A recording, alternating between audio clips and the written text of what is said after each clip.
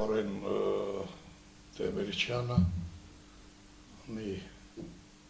պայծառ երևույթ էր հայ իրականության մեջ, որը որդիաբար ծառայեց իր հայրենիքին, իր ժողովրդին, իր ազգին։ Հենց առաջին իսկ օրերից, երբ նա դարձավ Հայաստանի Կոմկուսի կենտկոմի առաջին քարտուղարը, նա խնդիր դրեց վերանայել տնտեսության վարման հայեցակարգը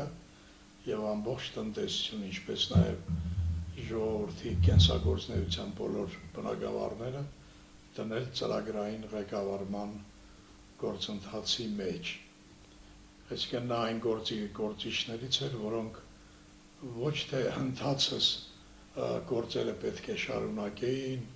խրվեին օպերատիվ աշխատանքի մեջ, նա մեծությունը կայանում էր նրանում, որ նա իրոք կարողացավ նոր խնդիրներ դնել եւ այդ նոր խնդիրների լույսի ներքո վերակառուցել եւ վերափոխել, նորից եմ ասում, կենսագործունեության հանրապետության բոլոր ոլորտները։ Ամենամեծ խնդիրը, որ դրվեց Դեմիրճյանի կողմից այդ տարիներին, դա այն էր, որ պետք է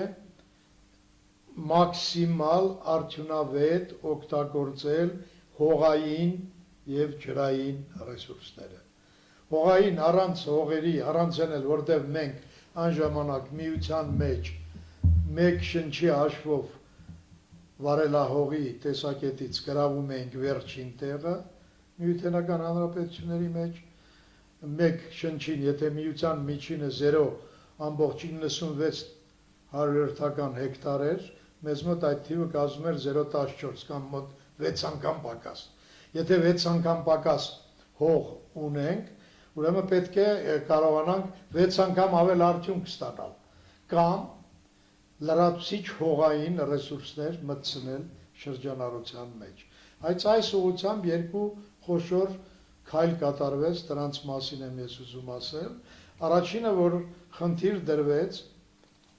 սահմանային հողօգտագործման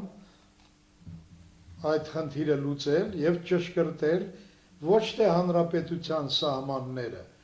այլ առանձին հողօգտագործողների Ադրբեջանի եւ Հայաստանի հողօգտագործման սահմանները։ Եվ արդյունքում մենք ինչ ունեցանք 84 թվականին այդ աշխատանքները սկսվեցին եւ ես երբևէ չեմ կարող այդ հզոր մարդու արդյունքները մոռանալ, որ նա շուռ եկավ, որ ես չտեսնեմ, արտասվեց, որ ինձ խոշտանգել էին այդ հողային հարցերով, նա կարող էր ինձ սաստել եւ այլն, բայց նա կանգնեց ամուր պատվարի նման իմ թիկունքում եւ ես ազատ ձեռքերով կարողացա գործել այն էլ այն ժամանակ խորհրդային իշխանության վարչարարության այդ տարածքում դնել սահմանային հողօգտագործման ճշգրտման խնդիրներ։ Արդյունքում Հայաստանը հետ վերադարձրեց Ադրբեջանի կողմից գրավված շուրջ 14551 հեկտար հող։